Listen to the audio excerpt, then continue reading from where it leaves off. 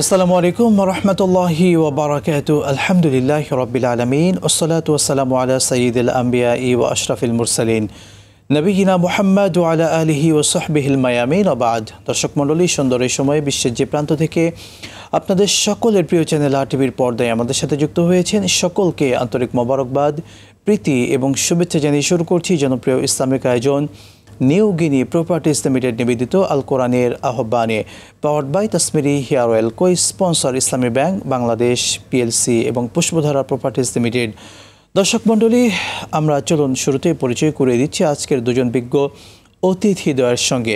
আমার ঠিক ডানেই রয়েছেন প্রখ্যাত আলেমদ্বীন, বিশিষ্ট ইসলামী চিন্তাবিদ, শিক্ষাবিদ এবং গবেষক ফদিলত শেখ মোহতারাম মাওলানা নূর মোহাম্মদ বোরহানুদ্দিন খান, সম্মানিত চেয়ারম্যান দারুন নূর আহসানিয়া মাদ্রাসা, ঢাকা। আসসালামু আলাইকুম ওয়া রাহমাতুল্লাহি ওয়া বারাকাতুহু। ওয়ালাইকুম আসসালাম ওয়া রাহমাতুল্লাহ। দর্শক, আমার ঠিক বামে রয়েছেন আরেকজন বিজ্ঞ আলোচক, রয়েছেন ফদিলত শেখ মোহতারাম মাওলানা আবু সাইদ খুদরি, সম্মানিত পরিচালক নাহদাতুল উম্মাহ মাদ্রাসা, ঢাকা। আসসালামু আলাইকুম ওয়া রাহমাতুল্লাহি ওয়া বারাকাতুহু। ওয়ালাইকুম আসসালাম ওয়া রাহমাতুল্লাহ। আপনাদেরকে অভিনন্দন আমাদের চমৎকার আয়োজনে। আপনাকেও ধন্যবাদ।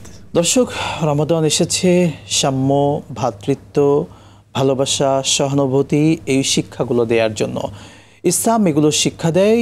একই সঙ্গে এই রমাদান আমাদেরকে এই বিষয়গুলো শিক্ষা দিয়ে যায়। কিভাবে আমাদেরকে এই সাম্য, ভ্রাতৃত্ব বিষয়গুলো শিক্ষা দিয়ে যায়, আজকে আমরা সেই বিষয়গুলো আমাদের অতিথিদ্বয়ের থেকে শুনবো ইনশাআল্লাহ তাআলা।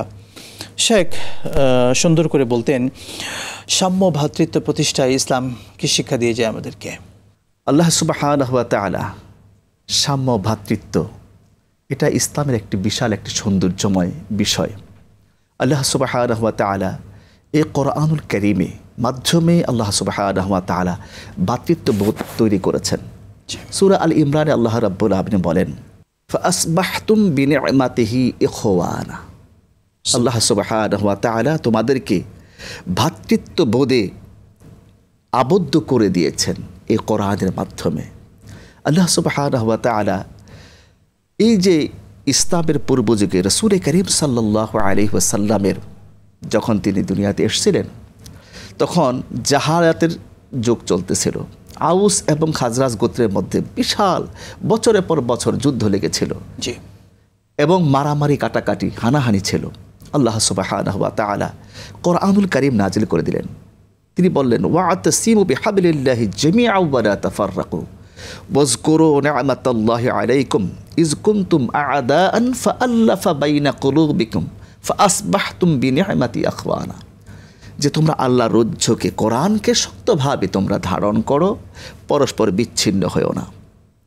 আর আল্লাহ সুবহানাহু ওয়া তাআলা তোমাদেরকে ভালোবেসে এই কোরআনের কারণে তোমাদেরকে মজবুত একটি ভ্রাতৃত্ববোধে আবদ্ধ করে দিয়েছেন। আল্লাহ সুবহানাহু ওয়া তাআলা দেখেন, এই আয়াত যখন নাজেল হয় তার 4 থেকে 5 বছর পরে ইসলাম শুরু হয়েছিল এবং ইসলামের কারণে আল্লাহ রাব্বুল আলামিন এই গোটা দুনিয়ার মধ্যে মানুষের মধ্যে পরস্পর ভ্রাতৃত্ববোধ তৈরি করে দিয়েছেন। আল্লাহ সুবহানাহু ওয়া তাআলা বলেছেন, ইন্নামাল মুমিনুনা ইখওয়া, সমস্ত মুমিনরা হচ্ছে ভাই। ভ্রাতৃত্ববোধ, একজন আরেকজনের মধ্যে কোনো রকমের দ্বন্দ্ব থাকবে না, হিংসা থাকবে না, বিদ্বেষ থাকবে না। আর আল্লাহ সুবহানাহু ওয়া তাআলা এই কোরআনুল কারীমের মাসে, এই সিয়ামের মাসে আল্লাহ রাব্বুল আলামিন এই সিয়ামকে ফরজ করে দিয়ে এই ভ্রাতৃত্ববোধকে আরও মজবুত করে দিয়েছেন। কারণ ধনী দরিদ্র সমস্ত মানুষের মধ্যে এই সিয়াম সাধনার মাধ্যমে তার ক্ষুধা, দারিদ্রতার কষ্ট বুঝে সে যারা মাহরুম, বঞ্চিত, আল্লাহ সুবহানাহু ওয়া তাআলা দেখেন সম্পদের মধ্যে আল্লাহ কিন্তু তার মালকে দিয়েছেন। ওয়াফি আমওয়ালিহিম হাক্কুল লিসাইলি, এটার মাধ্যমেও আমরা যদি দেখতে পাই, অর্থাৎ যাকাতের যে বিধানটা, এই বিধানেও ধনী এবং গরিবের একটা ভ্রাতৃত্ববোধ যেন তৈরি হয়, রব্বে কারীম আগেই সে বিধানটা নির্ধারণ করে দিয়েছেন। শেখ, আমরা আপনার কাছে আবার আসবো ইনশাআল্লাহ তাআলা। মুহতারাম, আপনার কাছে যে বিষয়টি আমরা জানতে চাই সেটি হচ্ছে সাম্য ভ্রাতৃত্ব প্রতিষ্ঠায় আমরা বিশেষ করে মাহে রমাদান, এই রমাদান আমাদেরকে কি শিক্ষা দিয়ে যায়? ইসলামে যে ভ্রাতৃত্ববোধ, যেটা ইসলাম আসার আগে মানুষ দেখেনি, সে ব্যাপারে আল্লাহ রাব্বুল আলামিন বলছেন, ইয়া আইয়ুহান নাস ইন্না খলাকনাকুম মিন যাকারি ওয়া উনসা ওয়া জাআলনাকুম শুউবা ওয়া কাবাইলা লিতাআরাফু ইন্না আকরামাকুম ইনদাল্লাহি আতকাকুম। হে মানব সকল, এখানে আল্লাহ কিন্তু বলেন ইয়া আইয়ুহাল্লাযিনা আমানু, এখানে বলেছেন মানব সকল, সকল মানুষের ভিতরে যে একটা ভ্রাতৃত্ববোধ, তোমাদের ভিতরে তোমাদের বিপরীত লিঙ্গ এবং তোমাদের ভিতরে সেই বিপরীত লিঙ্গ তোমাদের মধ্য থেকে সৃষ্টি করা হয়েছে, তার ভিতরে একটা ভালোবাসা দিয়ে দেওয়া হয়েছে। এবং আল্লাহ রাব্বুল আলামিন অন্য আরেকটি আয়াতে আবার বলছেন ওমিন আয়াতিহি খালকুস সামাওয়াতি ওয়াল আরদি ওয়াখতিলাফু আলসিনাতিকুম ওয়া আলওয়ানিকুম। অমিন আয়াতি, তোমরা কি সেখানে সেই নিদর্শন দেখতে পাও যেখানে আমি মানুষের ভিতরে রঙের ভিন্নতা রেখেছি, মানুষের ভিতরে তার ভাষার ভিন্নতা রেখেছি। এখানে কি নিদর্শন রয়েছে? যে যাতে তোমরা একজন আরেকজনকে কী করতে পারো, চিনতে পারো, পরিচিত হতে পারো। পরিচিতটা কীভাবে হবে? সেটা পরিচয় কি শুধু মুখ চেনা পরিচয় না, এর ভিতরে একটা মহব্বত হবে, মানুষের ভিতরে মানুষের যে একটা ভ্রাতৃত্ববোধ। আপনি দেখবেন যে কোনো ধর্মের ভিতরে ভিন্নতা থাকতে পারে, কিন্তু মানুষে মানুষে কোনো ভেদাভেদ নেই, মানুষে মানুষে কোনো ভেদাভেদ নেই। এই কথাটি প্রথম ইসলাম আসার পরেই রসুল আকরম সাল্লাল্লাহু আলাইহি ওয়াসাল্লামের মাধ্যমে সাহাবীরা দেখেছেন। হুজুর সাল্লাল্লাহু আলাইহি ওয়াসাল্লাম কোনো এক আলোচনায় সাহাবীদের মাঝে বসে আছেন, এমন এক সময় একটি লাশ দূর থেকে যাচ্ছে, বেশ কিছু লোক তার পিছন পিছন যাচ্ছেন। হুজুর আকরম সাল্লাল্লাহু আলাইহি ওয়াসাল্লাম দাঁড়িয়ে গেলেন। সাহাবীরা জিজ্ঞেস করলেন, ইয়া রাসূলুল্লাহ, কে যাচ্ছে? বলল, কোনো একজন মৃত ব্যক্তি যাচ্ছে। বলল, সে একজন ইহুদি, আপনি কেন দাঁড়াবেন? তখন রসুল আকরম সাল্লাল্লাহু আলাইহি ওয়াসাল্লাম যে অমীয় বাণীটা ছিল সেটা হলো এরকম যে সে হচ্ছে আল্লাহর সৃষ্টি, আর আমি হচ্ছি আল্লাহর পক্ষ থেকে রাহমাতাল লিল আলামিন। সুতরাং আল্লাহর সৃষ্টির একটি লাশ এই দুনিয়া থেকে বিদায় নিচ্ছে, আর আমি তার জন্য একটু শোক সন্তপ্ত হিসেবে একটু দাঁড়াবো না? ইসলাম এই শিক্ষাটি আমাদেরকে দেয় যে মানুষ হিসেবে মানুষ কখনো ছোট নয়। তোমার ভিতরে ধর্মের ভিত্তিতে যদি সে ভিন্ন হয়ও, সে যদি আল্লাহর কাছে ফিরে আসে, ইসলাম বলে তার হেফাজত দেওয়ার দায়িত্ব আমি মুহাম্মদ সাল্লাল্লাহু আলাইহি সাল্লামের উপরে আসছি, কারণ আমি হচ্ছি তোমাদের জন্য কি শিক্ষক স্বরূপ। এই জন্য ইসলাম হচ্ছে একমাত্র ভ্রাতৃত্ব ধর্ম, এবং ইসলামই হচ্ছে একমাত্র ভ্রাতৃত্ববোধ শিক্ষা দেওয়ার ধর্ম যেখানে মানুষের নিরাপত্তা রয়েছে। কারণ আমরা প্রথমেই বলি আসলামতু, আসলামতু মানে হচ্ছে আমি নিরাপদ জায়গায় নিজেকে আত্মসমর্পণ করলাম। আমান্তু বিল্লাহ আর আসলামতু, ইসলাম শান্তির ধর্ম। সেটা কোথায়? যদি আপনি ইসলামের কাছে আত্মসমর্পণ করেন, তখনই ইসলাম আপনার জন্য শান্তি। এবং সেই ভ্রাতৃত্ব ধর্মই হচ্ছে একমাত্র, এই শিক্ষাটা কোরআন থেকে আসছে এবং ইসলাম থেকে আসছে। ইসলামের মধ্য দিয়ে, কোরআনের মধ্য দিয়ে নবী আকরাম সাল্লাল্লাহু আলাইহি ওয়াসাল্লাম যেমন বলেছেন, ওয়াতাসিমু বিহাবলিল্লাহি জামিআ ওয়ালা তাফাররাকু। এরপরে অন্য একটি আয়াতে বলছেন, ওয়ালা তাকুনু কাল্লাযিনা তাফাররাকু ওয়াখতালাফু মিন বাদি মা বাইনা আইদিহিম ওয়ালা তাকুনু কাল্লাযিনা তাফাররাকু। তোমরা নিজেদের ভিতরে মতপার্থক্য দলাদলি করো না। কেন করো না? মতপার্থক্য করলে কি হবে? তোমরা দুর্বল হয়ে যাবে। তোমাদের ভিতরে ঐক্য যদি থাকে, তোমরা শক্তি সামর্থ্য নিয়ে সমাজে, দেশে এবং এই দুনিয়াবি মানুষের জন্য কিছু কল্যাণকর করতে পারবে। শেখ, আবারও আপনার কাছে আসতে চাই, এই রমাদান মাস বিশেষ করে এই মাস কি শিক্ষা দিচ্ছে আসলে ভ্রাতৃত্ববোধকে আরো মজবুত করতে, সেটি একটু দর্শকদেরকে জানাতে। আল্লাহ রাব্বুল আলামিন আদমকে সৃষ্টি করেছেন অত্যন্ত সম্মানিত করে, ওয়ালাকাদ কাররামনা বানি আদম। আল্লাহ সুবহানাহু ওয়া তাআলা বনি আদমকে সবচেয়ে সম্মানিত করেছেন, সে যে ধর্মের হোক। কারণ আমাদের তো পিতা এবং মাতা হযরত আদম এবং হাওয়া আলাইহিস সালাতু ওয়াস সালাম। সুতরাং আমাদের রক্ত সম্পর্কীয়ভাবে আমাদের কোনো ভেদাভেদ করার কোনো সুযোগ নেই। এই রমজানুল মুবারকে মানুষের প্রতি পরস্পর শ্রদ্ধাবোধ, তার আর্থিক, তার সামাজিক এবং তার রাষ্ট্রীয় সকল মানবতার ক্ষেত্রে সমান অধিকার ভোগ করবে। কোনো রকমের ভেদাভেদ এখানে থাকবে না, কারণ সবাই সম্মানিত এক আদমের সন্তান। সুতরাং এই রমজানুল মুবারকের এই সুন্দর পরিবেশে একজন মানুষ রোজা রাখবে, যত ধনী হোক, সকল ক্ষেত্রে সকলের জন্য ইসলাম এটা ফরজ করে দিয়েছেন। কারণ ধনী দরিদ্রের ক্ষুধা যদি একজন ব্যক্তি না বোঝে, তাহলে সে যাকাত দিতে উৎসাহিত হবে না। অবশ্যই চমৎকার পয়েন্ট বলছেন, আমরা এখান থেকে আবারও শুনব। প্রিয় দর্শক মণ্ডলী, দেখছিলেন আপনাদের প্রিয় চ্যানেল আর টিভির পর্দায় জনপ্রিয় ইসলামিক আয়োজন নিউ গিনি প্রপার্টিজ লিমিটেড নিবেদিত আল কোরআনের আহ্বানে, powered by Tasmiri hair oil, co sponsor Islami bank Bangladesh PLC এবং পুষ্পধারা প্রপার্টিজ লিমিটেড। নিচ্ছি এ পর্যায়ে ছোট্ট বিরতি, সাথেই থাকুন, ফিরছি ইনশাআল্লাহ।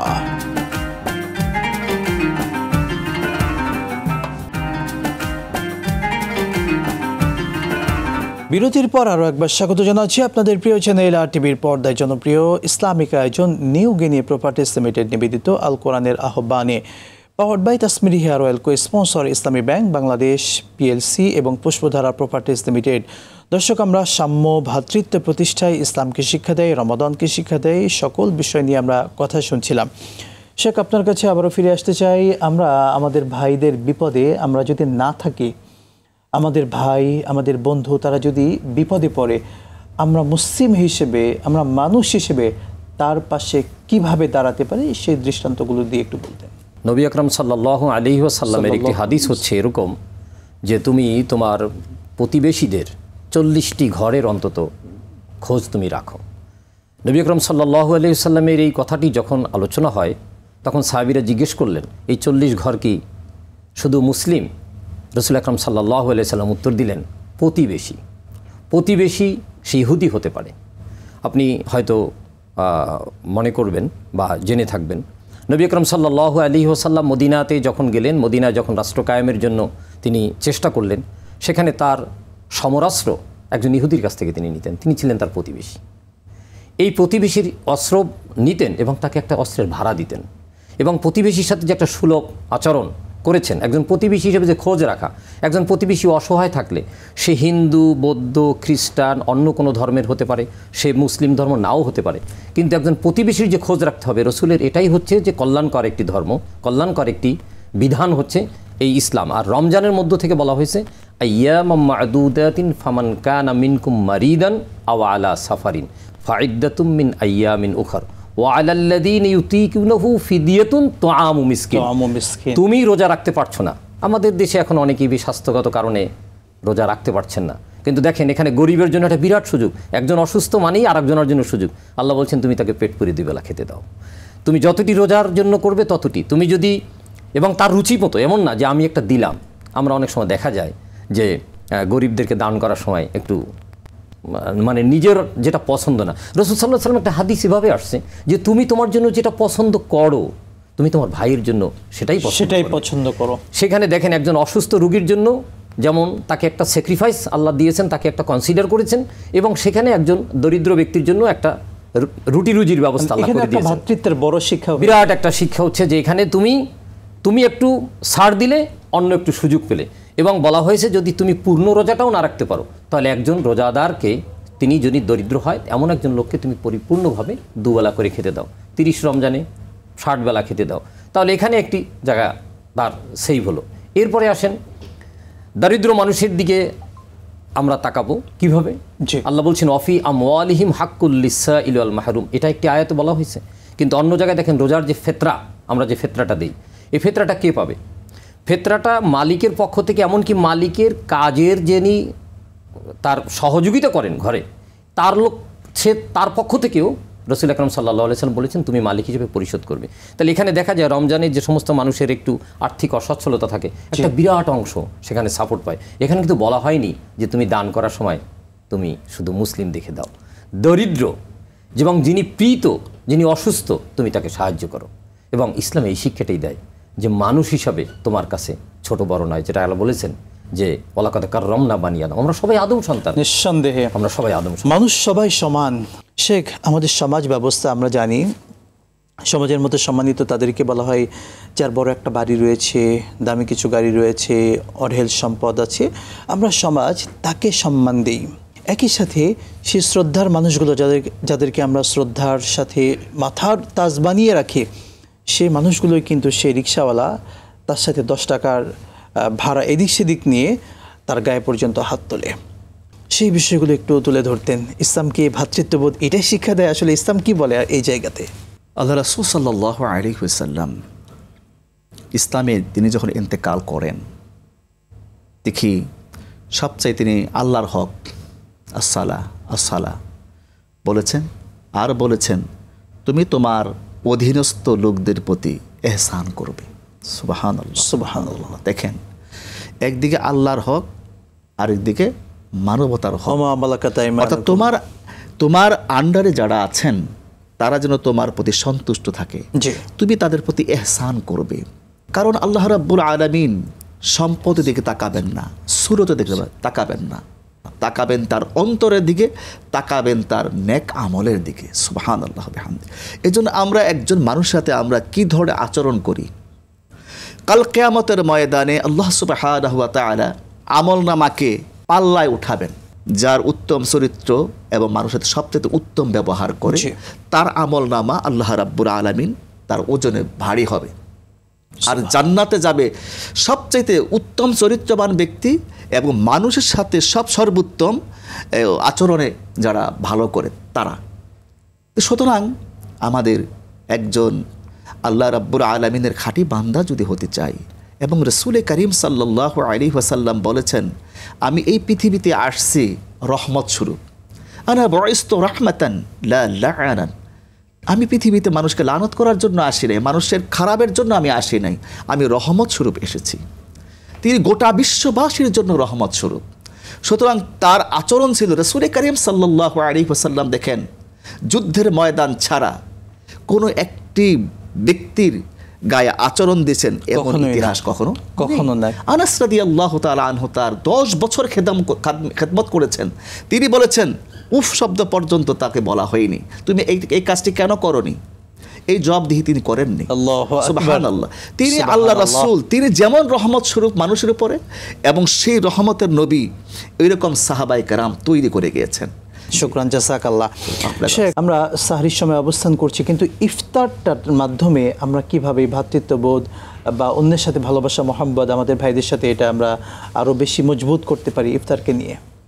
আল্লাহ রাব্বুল আলামিন বলছেন, ওয়াবিল ওয়ালিদাইনি ইহসানাও ওয়াবিদিল কুরবা ওয়াল ইয়াতামা ওয়াল মাসাকিন ওয়াল জারিজিল কুরবা ওয়াল জারিল জুনুব ওয়াস সাহিবি বিল জামবি ওয়াবনিস সাবিল ওমা মালাকাত আইমানুকুম। একটা খুব গুরুত্বপূর্ণ যে তুমি তোমার অধীনস্থ লোকদেরকে খোঁজ রাখো, ছোটদের খোঁজ রাখো, বড়দের খোঁজ রাখো। আল্লাহ রাব্বুল আলামিন তার হাবিব পাকের মাধ্যমে, তার হাবিব পাকের জবান নিঃসৃত একটি বাণী হচ্ছে, যিনি বড়দেরকে সম্মান করে না এবং ছোটদেরকে স্নেহ করে না, তিনি আমার উম্মতের দাবিদার হয় কি করে? রাসূল আকরাম সাল্লাল্লাহু আলাইহি সাল্লামের হাদিস দ্বারা আপনি বলছেন যে ইফতারি আমরা সামনে নিয়ে যখন বসবো, আমাদের উচিত হবে ঘরে আমাকে যারা সাহায্য করে কাজের সেই লোকদেরকে সহ আমরা যেন ইফতারের টেবিলে বসি, এবং আমরা যেটা ভালো খাবো, আমি যেটা খাবো সেটাও যেন তাদেরকে দেই, এবং তারা কি খাচ্ছে না খাচ্ছে তাদের জন্য একটু খোঁজ রাখি। এটাই হচ্ছে ইফতারের মূল শিক্ষা। এবং আল্লাহ রাব্বুল আলামিন তার হাবিবের মাধ্যমে এই কথাও জানিয়েছেন, ইফতার সামনে রেখে তোমরা যদি দোয়া করো, আল্লাহ রাসূল সাল্লাল্লাহু আলাইহি সাল্লাম বলেছেন যে সে দোয়া আল্লাহর দরবারে কবুল হয়। আর সেইখানে আরও একটি জিনিস ভ্রাতৃত্ববোধ এখানে আসবে। যদি আমি আমার ঘরের ছেলে মেয়ে অন্যান্য যারা আছেন, সাথে আমার কাজের ছেলে কাজের মেয়ে আছেন, অনেকে দেখা যায় আমরা সমাজে দেখি এটা ভেঙে পড়েছে যে কাজের মেয়ে কাজের ছেলেকে টেবিলেই বসতে দেয় না। এটি ইসলাম শিক্ষা দেয় না। ইসলাম শিক্ষা দেয় তুমি তাদের সাথে অ্যাজ এ মান হিসাবে, অ্যাজ এ ম্যান হিসাবে, অ্যাজ এ হিউম্যানিটি, তোমার ভিতরে ইসলাম হচ্ছে মানবতার ধর্ম। ইসলামই একমাত্র মানবতার ধর্ম, যিনি মানবতাকে শিক্ষা দেয়। সেইটা আমি এই ইফতারের টেবিলে নিয়ে আসবো এবং সবাই মিলে বসবো, যা খাবো আমরা ভাগ করে সমান অংশীদার হিসেবে খাবো। এর ভিতরে যে আনন্দ, যে আত্মতৃপ্তিটা পাবো, যে রহমত পাবো, সেটা আমি একা একে খেলে কখনোই পাবো না। শুকরান, জাযাকাল্লাহ। শেখ খুবই সংক্ষেপে বলতেন, সাম্য ভ্রাতৃত্ব প্রতিষ্ঠায় ইসলাম আমাদেরকে আসলে সার্বিকভাবে কি উদাত্ত আহ্বান জানাচ্ছে, সংক্ষেপে কয়েকটি পয়েন্ট বলতেন। ইসলাম এমন একটি জীবন ব্যবস্থা, কমপ্লিট কোড অফ লাইফ বলা হয়েছে, যে সমস্ত বিষয়ের সমন্বিত একটি বিষয় হচ্ছে ইসলাম। ইসলাম শান্তির ধর্ম। এখানে এই যে ইফতারের কথা বলা হয়েছে, তারপর সাহরের কথা বলা হয়েছে, এই প্রত্যেকটি বিষয় হচ্ছে আল্লাহ সুবহানাহু ওয়া তাআলা কর্তৃক নির্ধারিত একটি বিষয়।